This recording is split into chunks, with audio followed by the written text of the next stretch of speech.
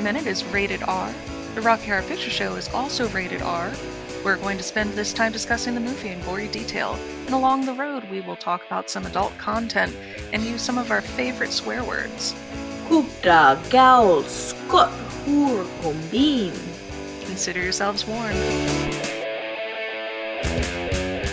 Welcome to Rocky Horror Minute, the podcast where we talk about the Rocky Horror Picture Show one excruciating minute at a time.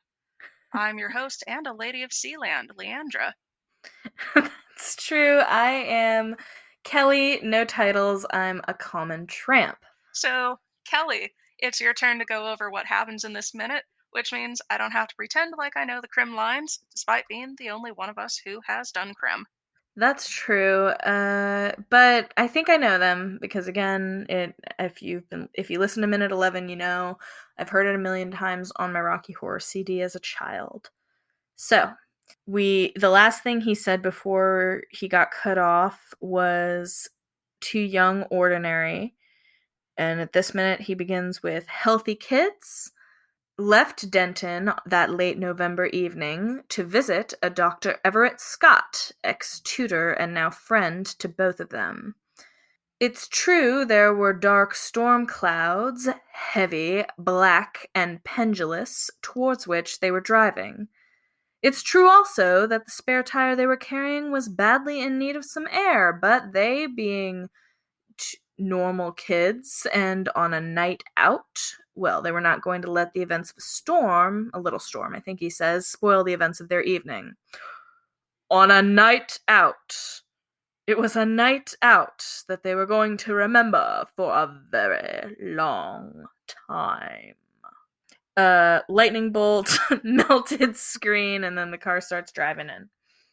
So, if you needed any further proof that Kelly definitely does a little bit of sex play as the criminologist, it's right there. All right. You were the one who had those R's roll in last minute. I wasn't doing my best Charles Gray, to be honest. You do better. Yeah. You should know. Yeah, so there we go. Fun monologue. Not as much to talk about, perhaps, but we're going to talk about it anyway. So, Sure are. What do you got, Leandra? I do have a fair amount. We see more close-ups of the book and our first visual introduction to Dr. Scott. Crim is wearing, we realize, some pretty large black circular cufflinks and is fidgeting with his little cigarette as if he doesn't care if ash gets everywhere. And he probably doesn't. Like, why No, would he? I would imagine he does not. And we also find out that the random brass eagle is actually a book stand, which is just such a ridiculous fucking thing to own. And Kelly, I want to talk a little bit about the faces that Chucky's making, but if you're going to have some trouble focusing after that, you can just pause. He does a lot of pouting faces in this minute.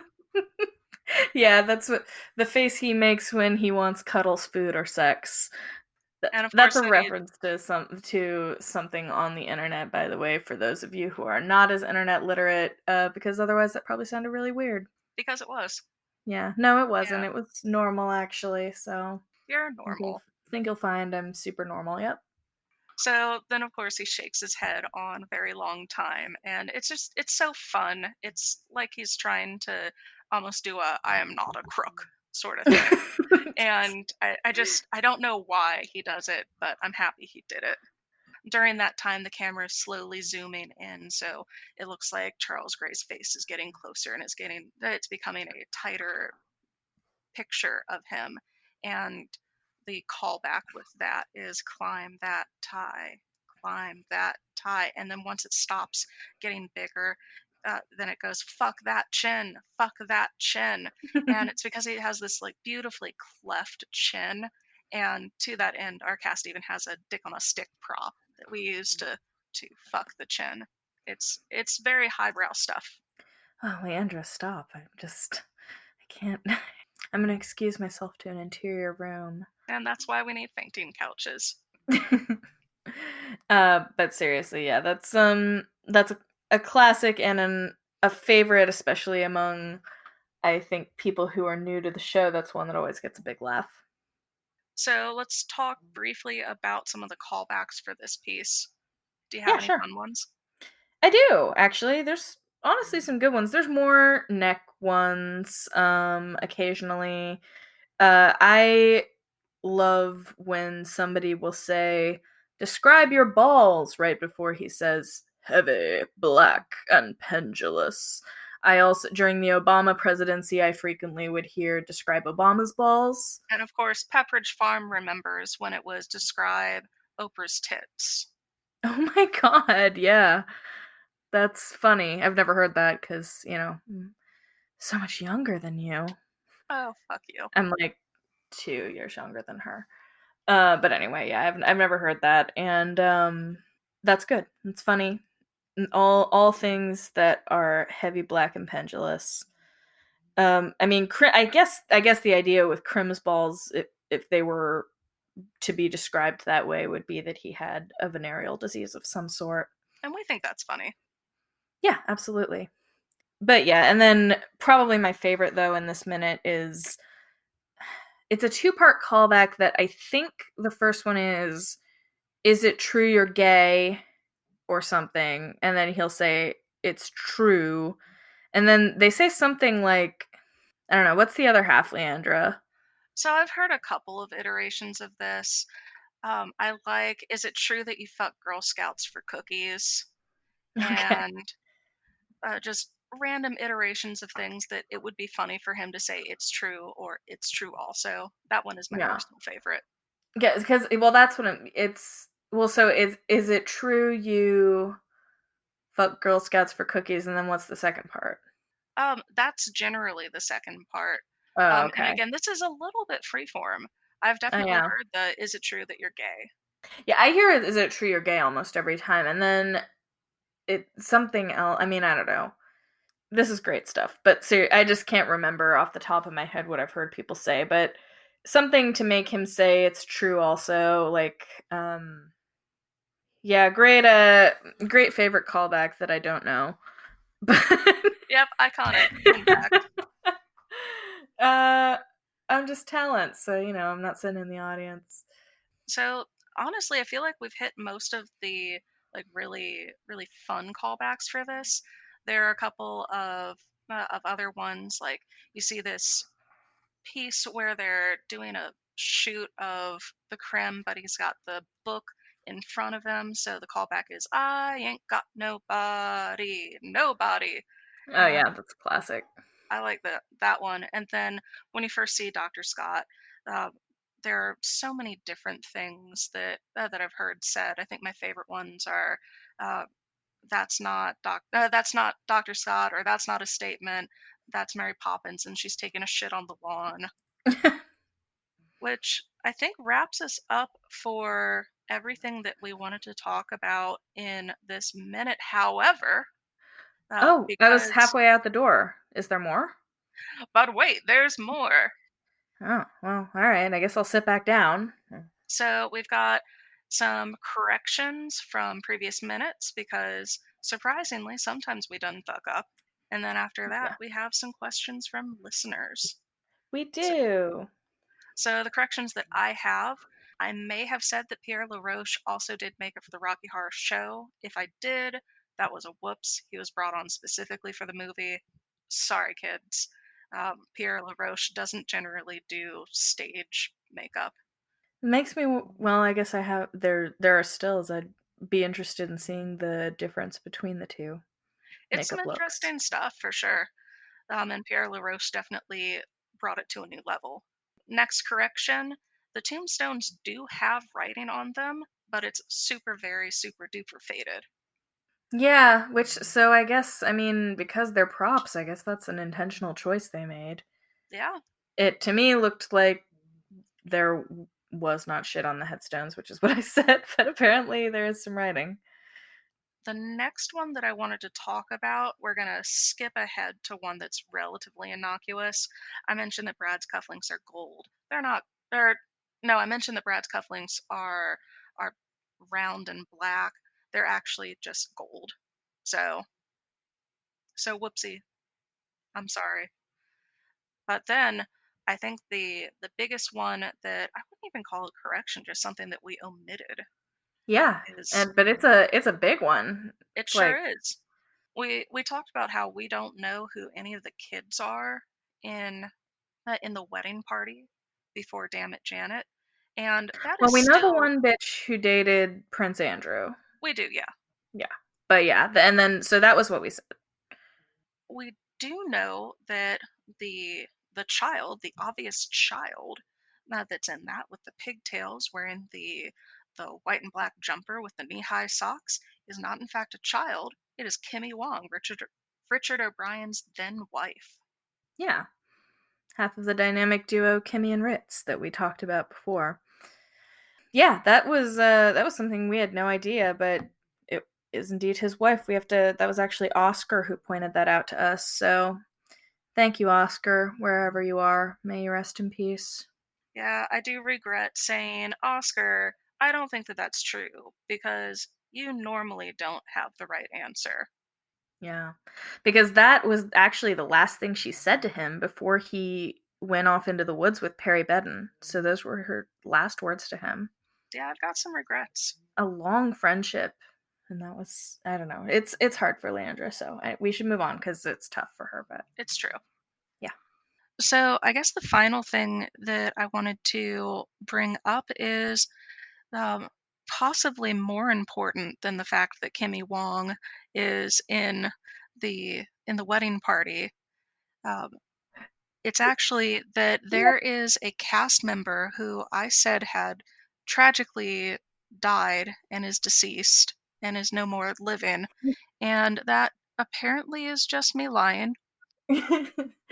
Yeah, I guess arguably, this is the smoking gun, not the Kimmy Wong thing, like I said before. But we were both under the impression that Peter Hinwood passed on from this mortal coil in 2018, but that was not him. That was his partner. It was, yes, it was his partner, and rest in peace to his partner. But Peter, we're glad you're still alive. Please get in touch. We're sorry that we Paul McCartneyed you. I am very sorry. Although, from what I know of Peter Hinwood, he may prefer for fans of the movie to think that he is dead. So, Yeah, if there's somebody to whoops on, I think that Peter Hinwood would be the most forgiving. yeah, he did his best to disappear. But Yeah. Peter Hinwood, I'm sure that you're one of our biggest fans. So sorry for that. The only other thing, again, this isn't a correction, it's just something I didn't know until a couple days ago when I was doing some further research about the movie. But I think it's fun, so I'm going to bring up now that during the wedding scene, Richard O'Brien and Patricia Quinn said, well, first of all, Patricia Quinn said it was freezing and she was super cold, and that's why part of why she was acting the way she was and posing the way she was.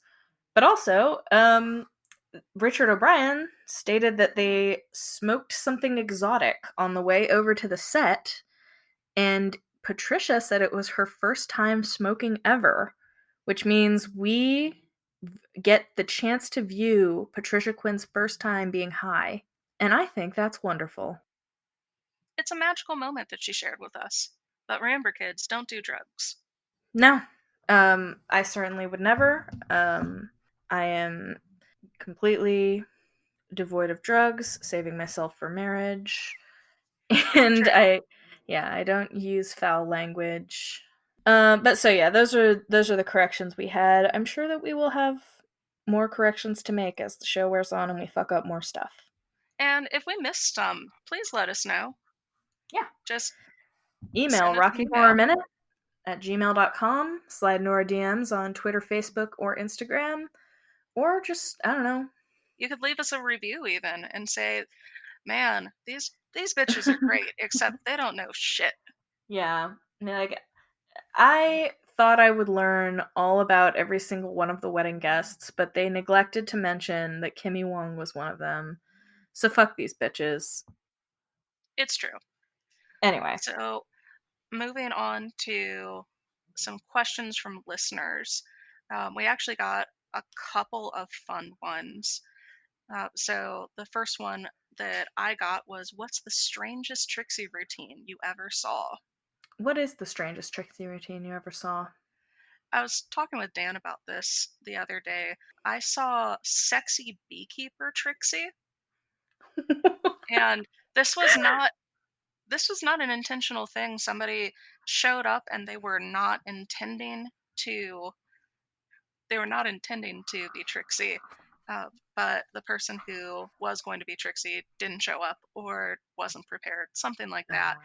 So they were backstage trying to find things that they could wear that would be like fun to strip out of. So they put on a lab coat and they put the Janet hat on and they put like some mesh over top of the Janet hat, and it was just oh, and I think Frank's gloves made it on, like the rubber gloves, and I wouldn't say it was good, but I will say it was very entertaining. I was very charmed by it, to be sure. Yeah, I don't really, I mean, I tried to think, but honestly, I strive to be the strangest Trixie routine I ever saw.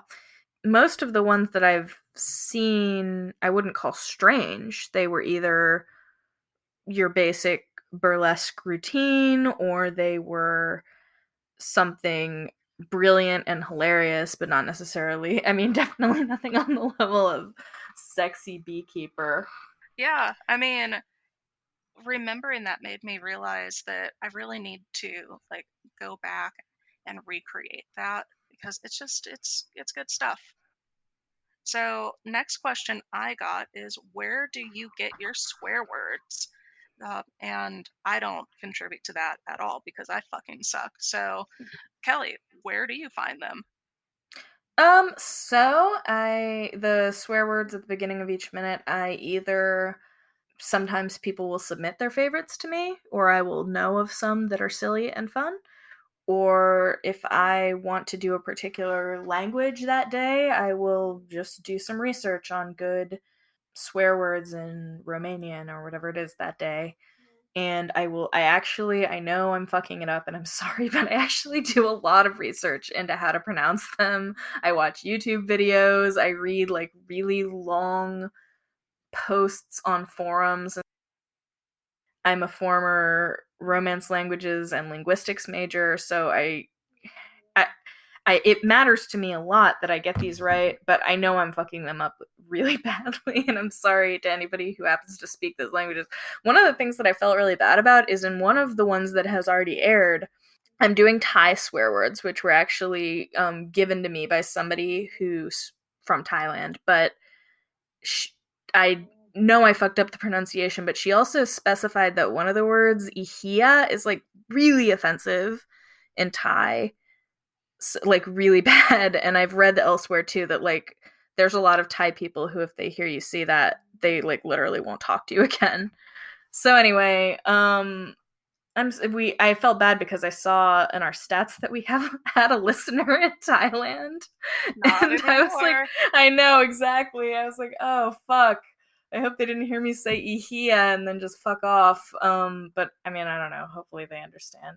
Because I try not to do words that are actually offensive in English, since it's a disclaimer. So I don't just want to scream cunt in the disclaimer about swearing, you know? But I figured in foreign languages it's maybe more okay. But then it was almost immediately after the Thai one aired that I saw we had one listener from Thailand. But anyway, So, as somebody who literally speaks Spanish, how would you rate your Spanish speaking on your swear words in Spanish? so you're a fucking cunt because you know that I am not happy with my pronunciation of the swear words in that minute. I so just for the listeners at home, I am fluent in Spanish. I have a degree in Spanish literature. I used to work as a Spanish interpreter and translator as my sole professional job for years, and I've traveled a lot. So you'd think I would have done better, but no, it was actually really hard, and I practiced a lot. But the I think something about, because I'm not a native speaker, something about saying all of those particular words and like kind of yelling them in that short of a succession, it was really hard for me to nail the pronunciation. So Honestly, I would say your accent is at least better than Oscar's, who is a native speaker. I've heard native speakers make fun of Oscar for his Spanish accent. I've never heard him speak Spanish. I wouldn't know. It sounds like his English voice. I see. Yep. so, so when they're making fun of him for his accent, they're yeah, all right. Yeah. I can understand why. So yeah, that's a little bit. We're pulling back the curtain a little bit. That's how the swear. And then the last question that I got, I know you got some. What's your favorite Virgin game? The one that I probably get the most enjoyment out of most regularly is the orgasm sound. That's the classic. But I guess the probably the funniest one overall is one that Arcast does, where you make usually male virgins stand forth and give birth to other male virgins, or not necessarily male, but give birth to other virgins who, well, I don't know, you would explain this better than I do. So take it away, Leandra. Because right now, a So lot of people are turning off our MPreg podcast in horror. this is great. So so what Kelly was trying to go for was Yeah. as MC, I often go through this thing where I say the Rocky Horror Picture Show is not my favorite film, and people throw things at me. Sometimes it's money, usually it's not. And I go, no, in fact, it is a wonderful piece of cinematography known as Junior. And that's the film where Arnold Schwarzenegger gets pregnant and he gets to have a C section. But then I inform the masculine representing men dude bros who are the virgins that I have selected, that they are not so lucky. They are going to deliver babies right out their pee hole. And I have people behind them that crawl through their legs, and they have to pretend that they are getting birthed while the masculine male dude bros, they're giving their best Arnold impression. They go like, "Ah, ooh, get to the chopper," and throw Conan references in. It can be really fun. And then of course I do insist, because in this instance, I think that it's very important that they breastfeed their newborn babies. It is. You So, have to get that colostrum in the first 24 hours. It's important. yeah. But remember, it's not breast is best, fed is best. I agree. But, if honestly, I believe that if babies are not able to get breast milk in the first 24 hours, the hospital will give them like some sort of, because in that first 24 hours there's like particular cocktail of things they need. So the hospital will give them some kind of supplement if for whatever reason they can't breastfeed. Again, this is labor and delivery minute where we talk about all things happening in the maternity ward, but Yes, that's true. or in this case the paternity ward because they're being birthed by men. Yes. But anyway, that is, yeah, so that one's probably my favorite. Is that a Leandra original? Because I've never seen it anywhere No, else. Oh no, no. I'm not clever. Yeah. So that is one that I've seen several times. It's an oldie but a goodie to me, Yeah. um, but it is one that I do enjoy. I think that my favorite one, as far as kind of streamlining the Rocky Horror experience, because our specific cast tends to have a lot of Bergens, just given the fact that we are in DC. It's a very transient group, and you've got a lot of people who see that there's a show going on, or at least used to before coronavirus, and they'd go, "Oh, Rocky, I I want to go see that. I'm pretty sure that my friend hasn't seen it either. We should see that together."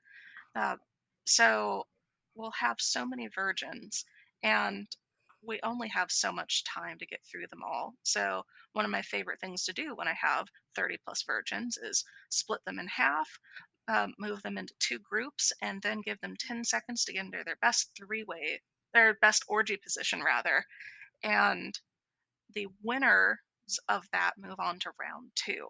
I think it's important that the winners move on to round 2 because they're the ones that actually want to be up there. So that's my favorite Virgin game, at least from a kind of selfish MC perspective. Makes my life easier. So I had a question from Adrian, who is a friend of the show. He responded to our discussion of the name. It's Dennis. Dennis what? In the opening credits with one N. Do you remember his last name? Yeah, I definitely do. It's I'm okay. not looking this up right now. Okay. Vamp. But no. So anyway, Dennis whomever is has it's Dennis with one N in the It's the opening camera credit. operator, Dennis Lewiston. Oh yeah, of course. How did we forget that name and credit that Tell we me. know so very well? But Leandra mentioned that a common callback for that name is does that say Dennis or penis? There's only one N, so that looks like a drippy dick to me. Adrian wrote in and said, as someone with the middle name Dennis with one N, I'm pretty upset to hear about the discrimination my people face from the Rocky Horror community. So, in response to that, I would like to say thank you for bravely coming out about your drippy dick on our live podcast. And we'll continue to try and spread the word. Yeah. Yeah. For those of you who weren't sure, we're coming out loud and proud and saying Adrian has a drippy dick. Yes, Yes. it's specifically drippy. Yeah. And that's really his cross to bear. But if you want more information, just slide into my DMs. I'll put you in touch with him. So, then we talked about this in a previous minute, but Owen wrote in and asked, "Who among the cast would you hook up with if given the chance?" And I have already made it clear that. Well, so here's a fact about me. This doesn't say who would you choose if you had to choose one. This says who would you hook up with, and a fact about me is that I would probably sleep with any celebrity in an existence just for the story. I don't care how old they are, what they look like, what diseases they may have.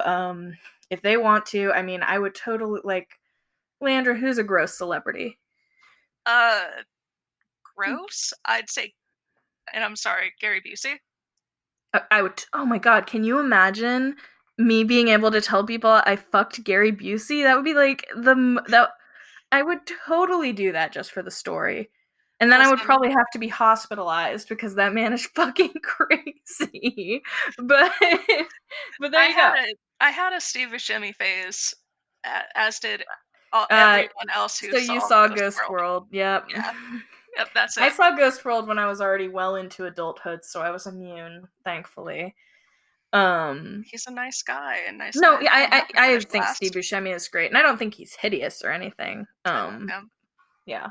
No, I love him. I'm confused why he keeps doing Adam Sandler movies. We just watched Hubie Halloween the other day. Worst Was it movie I've good? seen in a very long time. It was not good. It was so fucking terrible. The only reason we watched it is because we have a bingo board that we use for terrible Adam Sandler movies, and we all got three-way bingos.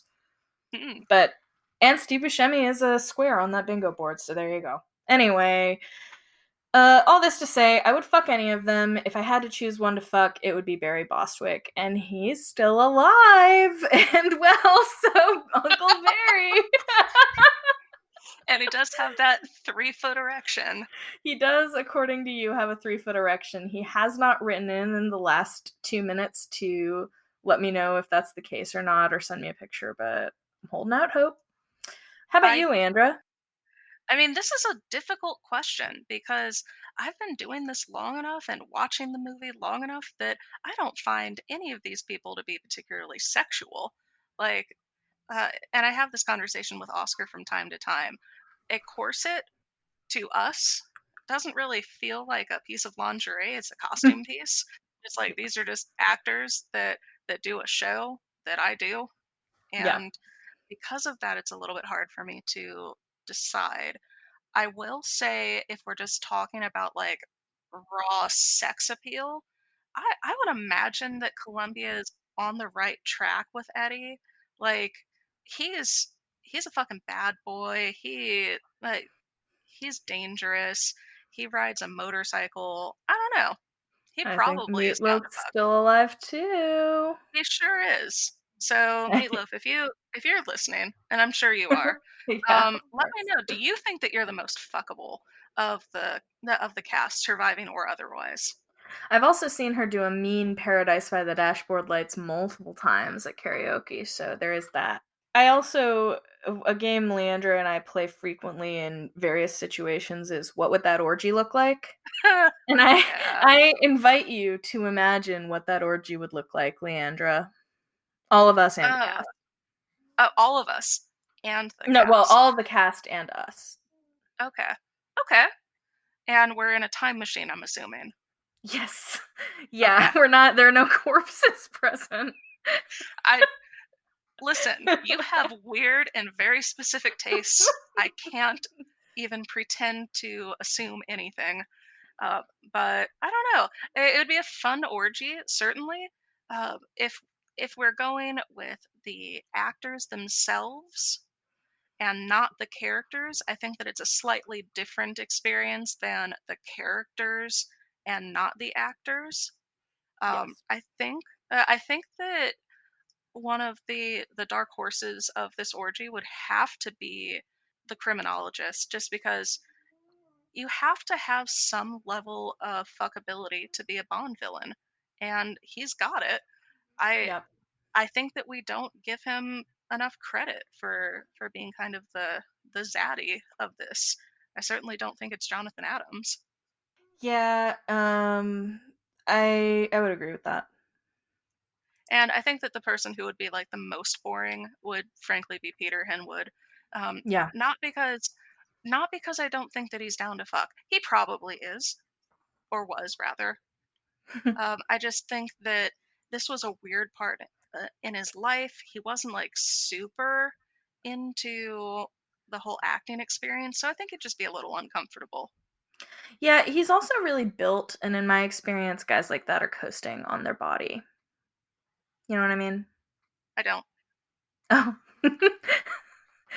Well, yeah, I guess that's fair. But yeah, that's just what I think would happen. But either way, any living cast members who want to make this happen, get in touch, slide into our DMs, and we will organize an orgy with you. No listeners, only cast members, and only the alive ones, none of the corpses. Thank you. Hmm. Owen also asked, by the way, if we had to narrow it down to a favorite song, what would it be?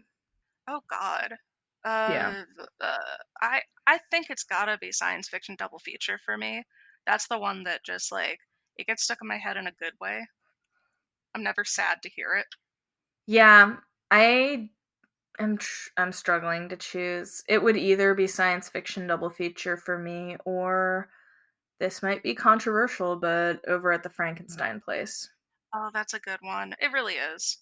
And we'll Yeah, talk more about my feelings we on will. that maybe a little later. Yeah, but I don't know, Owen. I guess you're gonna have to listen as we go through and rank them, because we don't know at this time. Yeah. So that's what I had for this minute. Same here. So I guess you know what that means.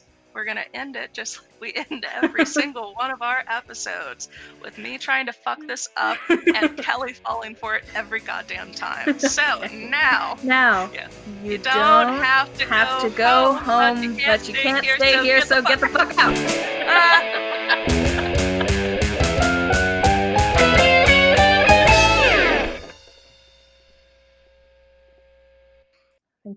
Think you'll find I'm super normal. Yep. Cunt, a cunt. So you're a fucking cunt.